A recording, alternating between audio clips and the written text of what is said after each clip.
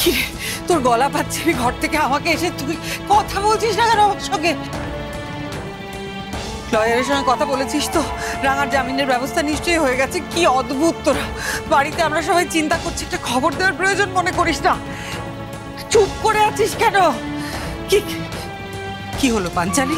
তুই অন্তত বল, কি হলো? তোরা চুপ করে আছিস কেন? জামিন হয়নি মা।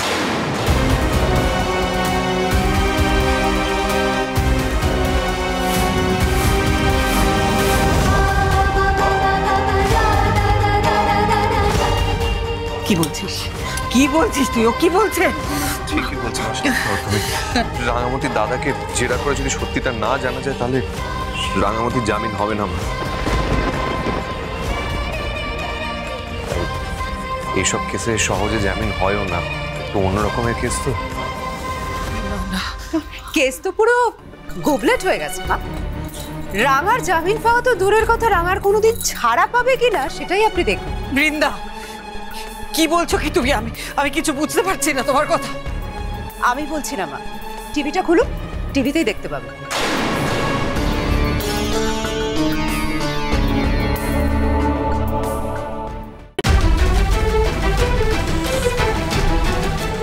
এই মুহূর্তের সবথেকে বিস্ফোরক খবর, রাঙামতি বসুর দাদাকে পাড়াপড়শি ক্লাবের পুজোর বিস্ফোরণের সূত্রে ধরা হয়েছে। তিনি এটা স্বীকার করেছেন যে তিনি এই বিস্ফোরণের সঙ্গে যুক্ত ছিলেন। তিনি আরো বলেছেন রাঙামতি বসু নিজেকে নির্দোষ বলেছিলেন, তাকে ষড়যন্ত্র করে ফাঁসানোর কথা বলেছিলেন। তার দাদার সঙ্গে তার বহুদিন সম্পর্ক নেই বলেছিলেন। সেই দাদা আজ নিজে কি বলছেন দেখুন।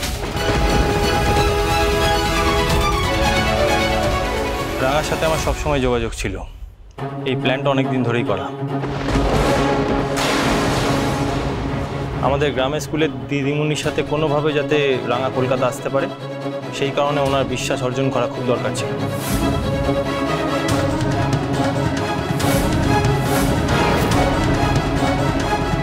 তাই রাঙা দিন রাত ওনার বাড়িতেই পড়ে থাকতো, উনি যা বলতেন তাই করত। আমাদের বাবা মারা যাওয়ার পর আমাদের স্কুলের দিদিমণি যখন ওকে কলকাতা নিয়ে আসতে যায় তখন আমি রাঙাকে প্ল্যান করে পাঠিয়েছিলাম। তারপর থেকেই আমি ওর সাথে মিলে সব কিছু প্ল্যান করি। রাঙা প্ল্যান করেছিল যে বাড়ির সকল কাজকর্ম করে বাড়ির লোকে বিশ্বাস অর্জন করবে, তবে রাঙার সাথে এই গল্প বসু বিয়ে হয়ে যাওয়াতে আমাদের প্ল্যান করতে আরও সুবিধা হলো। রাঙা আমাদের টিমের একজন গুরুত্বপূর্ণ মেম্বার। কলকাতার অনেক নাশকতামূলক কাজকর্মের সঙ্গেও জড়িয়ে আছে। ওর সংসারটা ওর কাবার।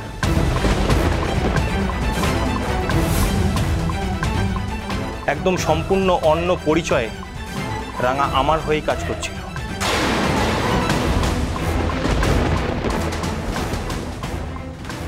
আমার কপাল খারাপ, তাই আমি আজকে ধরা পড়ে গেলাম, নয়তো রাঙাকে অ্যারেস্ট করে পুলিশ কিচ্ছুটি করতে পারতো না।